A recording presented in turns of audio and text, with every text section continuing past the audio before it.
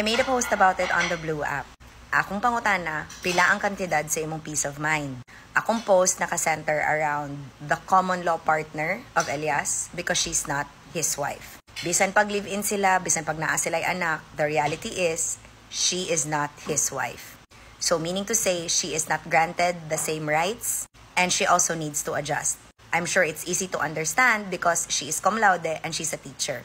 So taas ang iyang pagsabot. Sa iya pong pagkasilosa, dili man ta makabuot ana. Ang pagkasilosa stems from many reasons. Basin siguro o takakibalo, daan pagit sa sugod si Elias dili lagi masaligan. Kay we all know, ang partner nga selosa, duha ra gyud na. Either kiat gyud kadaan pagpalit or na kay nabuhat nga di kaniya masaligan or na siya insecurity sa iyang kaugalingon nga sa imo niya gihapak. But then again, that issue is between Elias and Abby. Karon pod on the side of the manager, let's be honest here. Daghan gyud nakaingon that your closeness is not normal. Managers and their talents should have a very professional relationship. In most cases, sa akong mga kaila, mura na sila og mag-ina. Murag magbarkada. In some cases, murag mag-igsuon.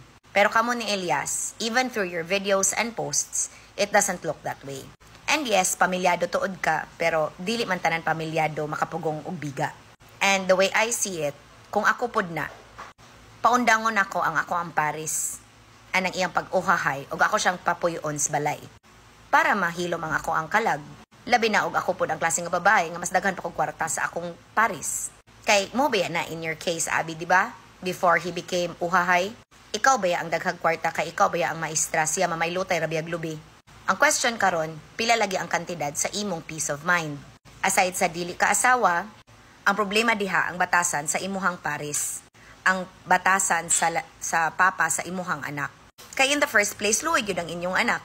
Kay nagbuhat-buhat mong anak, nagdamay-damay mong anak sa inyong relasyon, unya karon nga nidato mo, murag ni gawas nga ungrateful mo sa grasya nga gihatag sa Ginoo sa inyo, sa pagbag-o sa inyong kinabuhi. Mo bitaw na ingon nako sa compost, ikaw babae or kitang mga babae, dapat na agyud tay mga kwarta atua.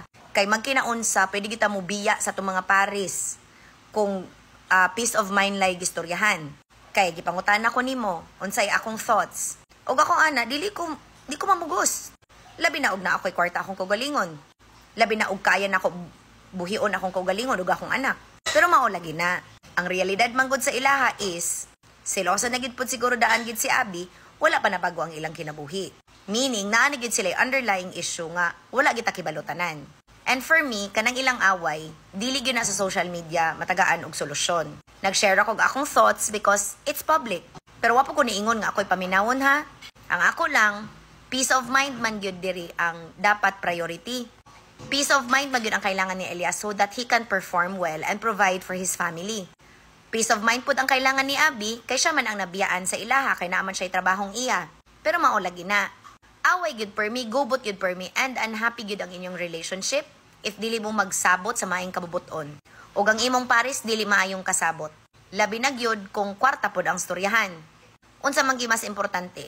Simple ang inyong kinabuhi nga walay selos-selos ug malinawon or dato mo na amoy daghang opportunities mo abot pa mo lain-laing speed no. Pero mauna, kung gubot mo, unsa may kalipay ana? Kay dili ninyo masabot inyong kaugalingon nga mga dagko naman unta mo. Naamon ang tanan mo yung mga buot tanan. Ug sa manager pod ni Elias, ikaw madam, delikadesa na lang pod unta. Pero kasabot pod ko sa imuha nga dili po gaganahan nga kanang tumban-tumban sagka kay ikaw lagi gyud kintahay ang nag-plus star sa career ni Elias. Pero dili man pod na pasabot madam nga ikaw ang nag-plus star sa iyahang kanang career nga di na po kakibalo sa imong lugar. Kay bisan pag mo ingon kag professional ang imong trinataran sa iyaha, daghan mo'y makaingon good madam nga dili na tinuod. Mismo ako ni saka akong kilay. Kay kung tinuod pa kang pamilyado madam, ikaw ang maglikay. Og tinuod pa kang pamilyado, og loyal ka sa imong bana, dili ka mo duol kaayo kang Elias nga mura gid mo hinuog uyab pananawon. And daghan gyud kog kaila nga nakaingon nga mura jud mo uyab. So kana pa lang daan madam, hunahuna asad na. Wala ko'y gisaydan sa inyo, Abby or ikaw. Wa may mapili ninyong duha kay nakalangag magid mong Elias. Sa tinuod lang og wala mong duha. Malipayon si Elias nga magkatakantag mag-uhahay ra. Labay-labayan ragpante, bisan asang lugar ra. And like I said, unless, di ba, dili man ka ni salida, tininuod man ka ninyong away-away, kay pwede pod baya nga nagpatagad ra mo. Pwede po baya ka nagdrama-drama ra mo para padungag pusta para mga fans ganahan kintay sa inyong binuhatan. Kay ganahan biya mga Pinoy og drama no. Pero og tinunood pa lang ni talk like adults. Talk professionally pag atubangay mo. Professional makas abi, maestra man kaha na, cum laude man kaha na. Then siguro og edukada tarong makigstorya. Willing makigstorya. Dili magbinata og dili magpadungog-dungog. Ikaw pod ma-manager sa nganan niya Beverly. Beverly manggod sa akong kinabuhi madam, buutan manggod kay akong sister-in-law, love manggod kay nako. Munang medyo wa na bagay pero ikaw madam, kay trabaho man ka na nimo, appeal sa imong trabaho madam to make sure nga ang pare sa imong talent plastado ug ang iyang peace of mind plastado pod. And diya sakto ka, dili siya asawa, pero siya ang pinaka-importante nga babae sa kinabuhi ni Elias. Although mas dako lang gyud nga kwarta ang imong gihatag pero di man ikaw ang pares, manager raman sad ka. So hinaot pa unta no natubag ni siya nga kanang naagi ko'y post ani nga daghan lagi nasuko ano kuno nagapil-apil ko. Dai public ay siya nga issue dai. Ni share ako sa akong thoughts kay mo ginigihimo na ako nga video baya nga na viral pod nga inyo biyang gitan-aw about sa diferensya sa usa ka babae nga gipakaslan og sawa. Papil ra gyud. Kay bisan pag mayong kag live-in partner ka og dili wala kay marriage certificate di jud ka asawa. Og mo lagi pod na sa manager gyud pod know your place. Kamo duha, know your place. And ikaw Elias, clearly ikaw gyud ang pulot dulo aning problema ha. Og tarong pa ka dili nga nakasilosa ang imuhang pares. You have to understand that. Og tarong pa ka, ikaw mismo dili ka mosugot nga dikit ra kay kasi mong manager. Di man nimo mama. Og dili pud na nimo asawa. Di po na nimo uyab.